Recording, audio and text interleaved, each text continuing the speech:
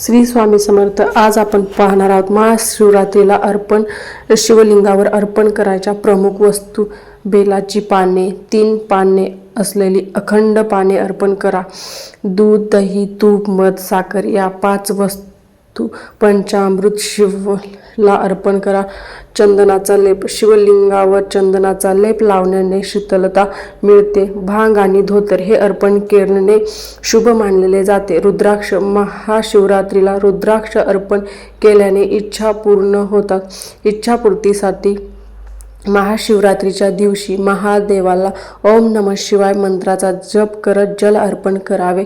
संध्याकाळी शिवमंदिरात जाऊन दिवे लावावेत आणि मनोकामना पूर्ण होण्यासाठी प्रार्थना करावी। या दिवशी शिवपूजनात बेलाच्या पानावर राम नाव लिहून अर्पण केल्यास विशेष फळ मिळते। या सर्व गोष्टी आपल्याला महाशिवरात्रीच्या दिवशी शिवलिंगावर अर्पण करायच्या आहेत। व्हिडिओ आवडला असेल तर व्हिडिओला लाईक, शेअर आणि चॅनलला सबस्क्राईब करायला विसरू नका। धन्यवाद।